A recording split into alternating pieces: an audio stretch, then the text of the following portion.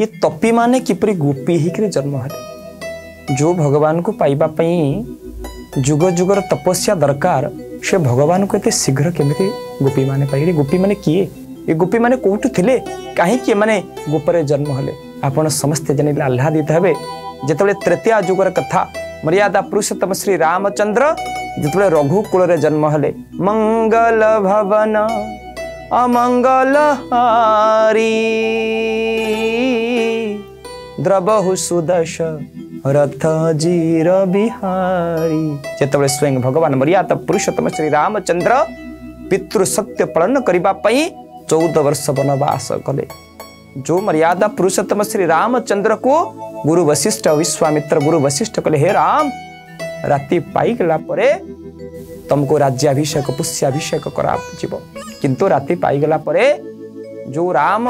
राज्यर राजा हवा कथा से राम को आज वनवास हो जाइए पितृ सत्य पालन करबा पई से वन को चली गले वन रे जेतबेले तांकर आज मर्यादा पुरुषोत्तम श्री रामचंद्र के सहित माँ जगदम्बा सीता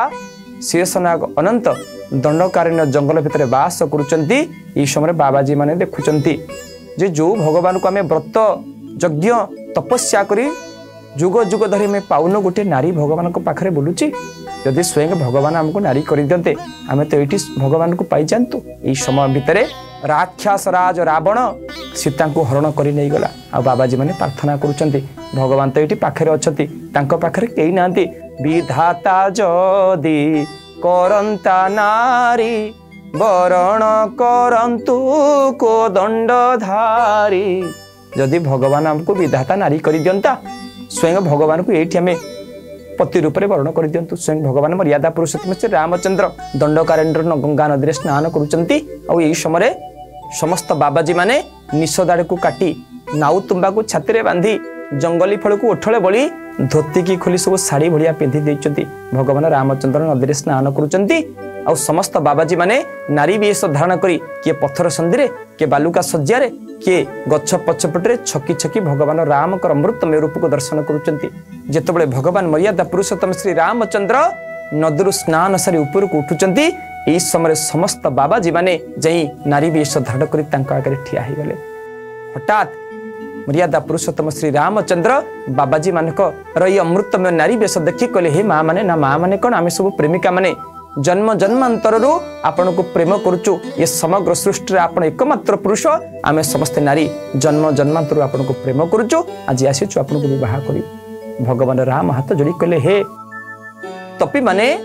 मु तुमको कथा दउची ये जन्म रे मु तुमको विवाह करि परिबि नै मु ये जन्म रे मर्यादा पुरुषोत्तम श्री रामचंद्र रघुकुल नंदन ये जन्म रे मु जनककर कन्या जानकी को विवाह करि सारिछि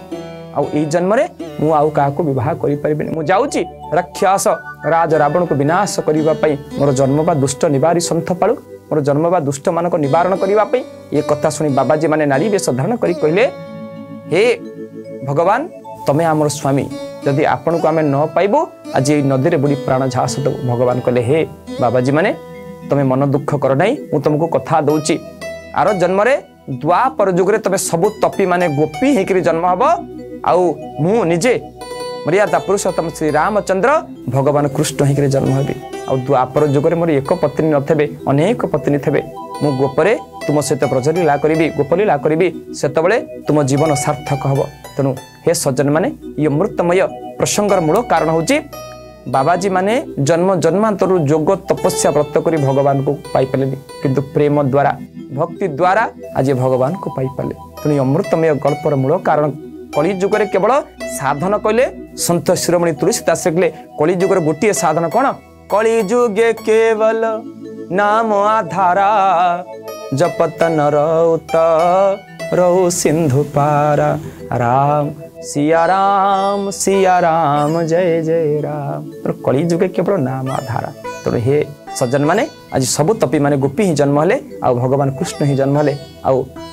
भगवान समस्त गोपी मान को उद्धार कले तेणु कली जुगे जदि आपण उद्धार पाइबा चाहते कली जुगे केवल नाम आधारा जपत नर उत्तर सिंधु पारा ये कलीर अमृतमय समुद्र मुक्ति पाइबा को हेले आपण समस्त को भगवान का नाम संकीर्तन करी ये दुर्लभ मनुष्य जीवन को कृतार्थ करने पड़ो।